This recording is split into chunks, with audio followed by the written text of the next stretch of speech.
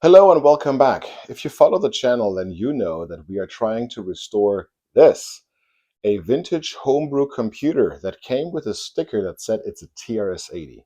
This is the third episode in the series.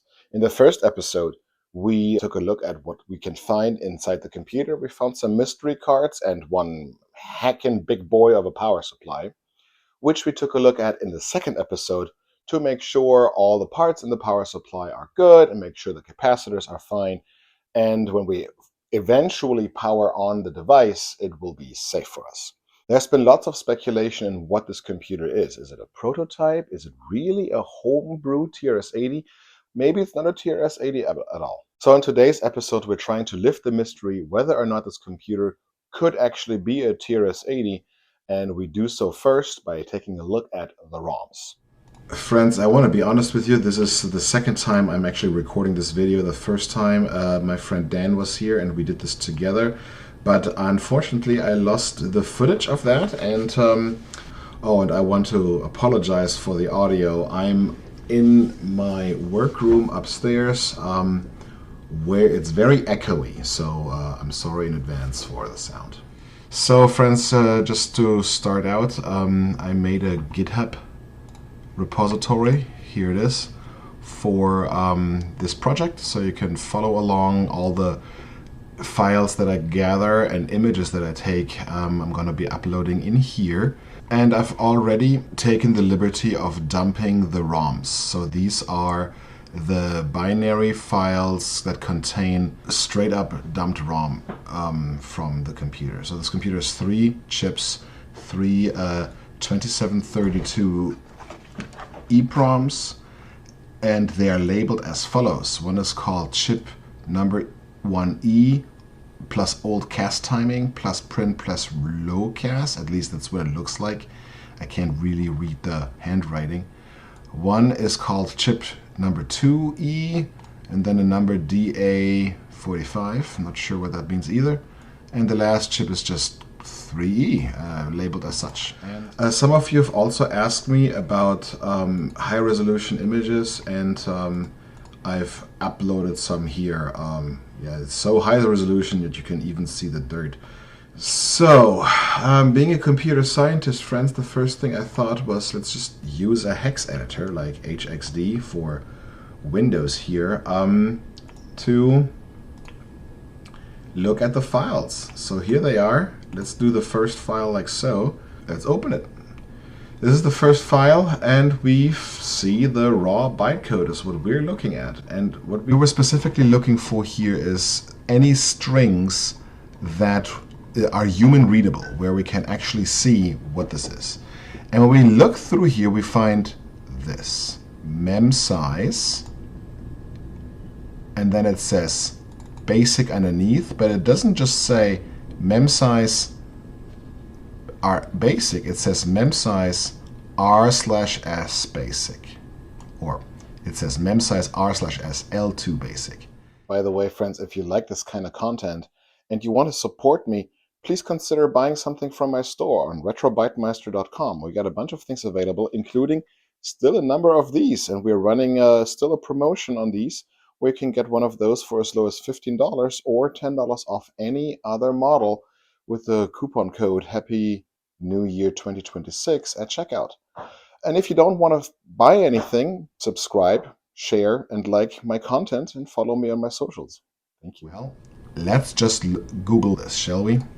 So when we look for mem size R/S L2 to basic, what we find very quickly here is nothing. Well, look at this. We'll see this seems to be an indication that we're looking at a level 2 basic for, in fact, a TRS-80.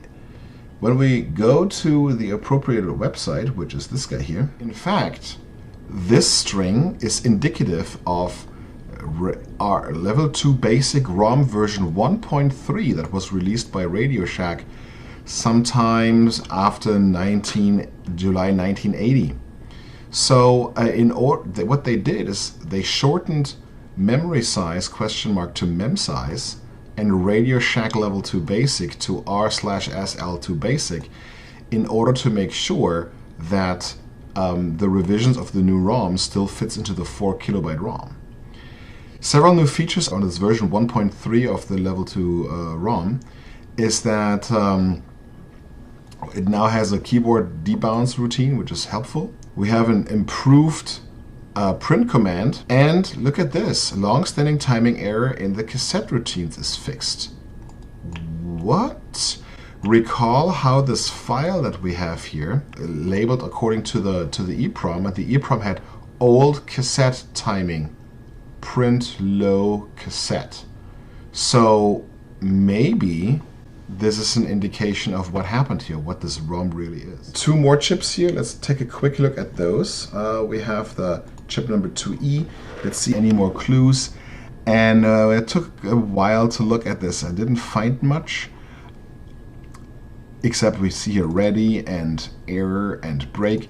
But those are basic commands, or those are strings that we would find in your regular basic. The last chip here, we see redo. That seems to be a label for a function of sorts.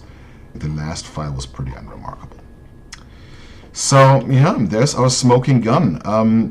This seems to indicate that whatever file we have at hand here is at the very least based on Radio Shack Level 2 Basic version 1.3. So now, of course, I think it would be nice to maybe compare these ROMs to the actual TRS-80 version 1.3 Level 2 Basic ROMs.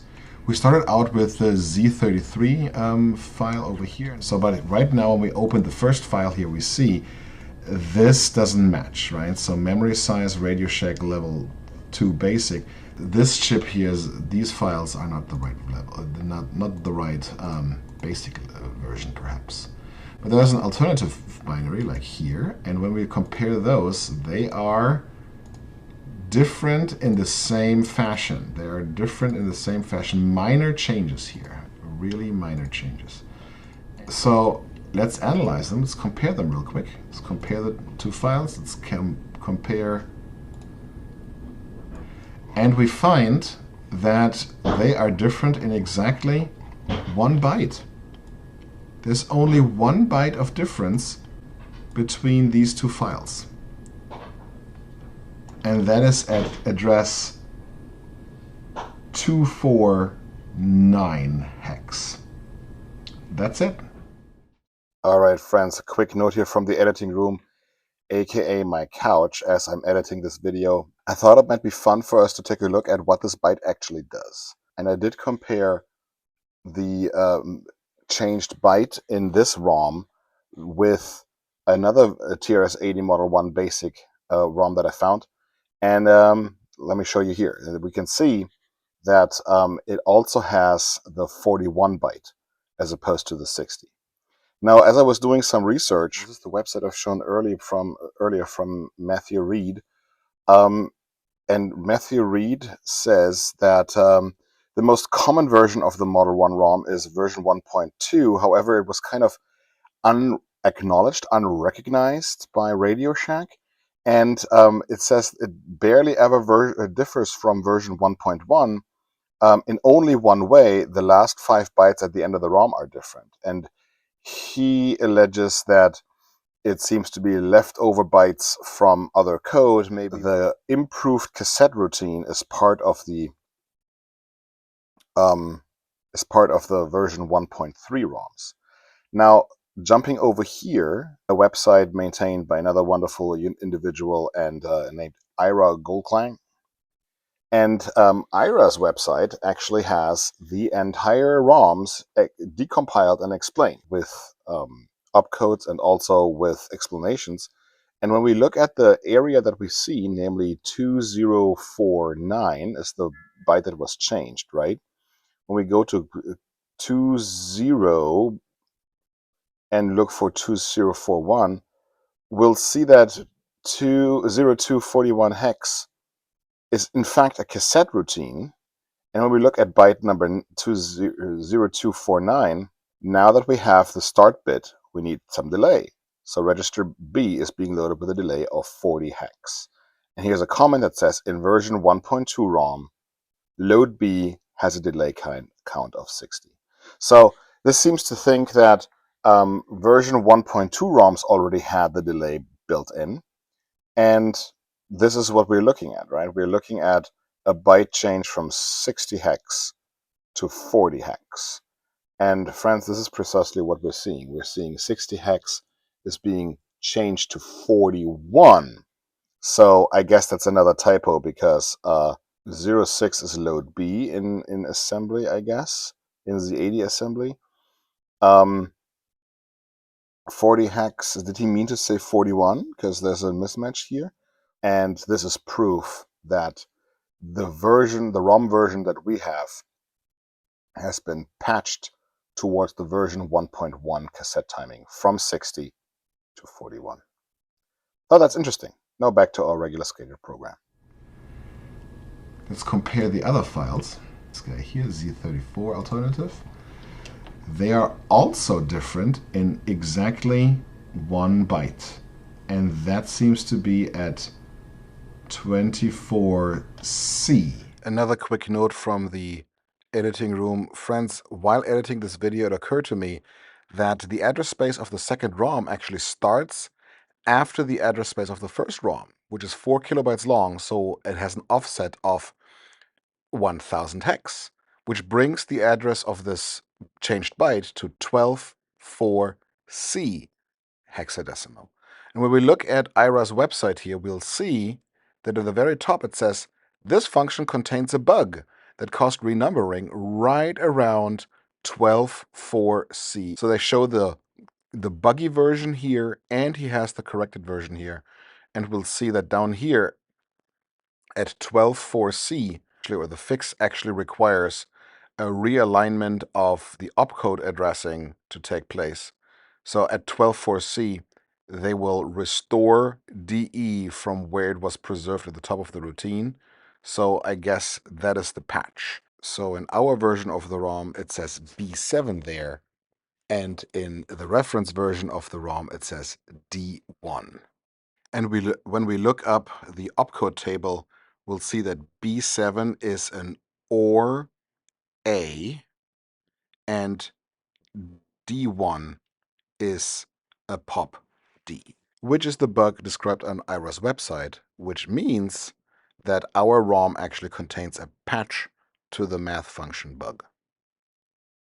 So I spent some more time comparing the last file that we had, and there are no differences to the reference ROM, which means they're the same file. And friends, like that, yeah, there you have it. This means that our 3 ROMs are in fact a Radio Shack Level 2 Basic version 1.3 that contains a patch to introduce the old cassette timing and a patch to fix the math bug that was introduced in version 1.1. Friends, thank you for making it through this video. If you're still watching, I know this was a bit long and a bit dry, but I thought we'd better be thorough to check out what really happened and what really the nature of these ROMs are. And now we found out, yes, these 3 ROMs actually contain mostly a level 2 basic version 1.3. So I think at this point we can safely say this most likely is a TRS-80. Again, we still perhaps want to check out the architecture of the boards to see if things are at least roughly wired the same way. And then we're getting very close to perhaps powering it up. But before we do that, we want to check out the backplane also to make sure power gets to the right places on the boards. We have to at very least make sure these boards are fit to actually carry some electrons without hurting themselves. So if you like this content, please consider like, sharing, and subscribing, and following me on my socials. It really helps me out a lot. And if you need anything repaired, restored, or modded, call your boy at retrobytemeister.com. Thank you so much for watching. Thank you for your support, and have a great and blessed New Year 2026. Bye.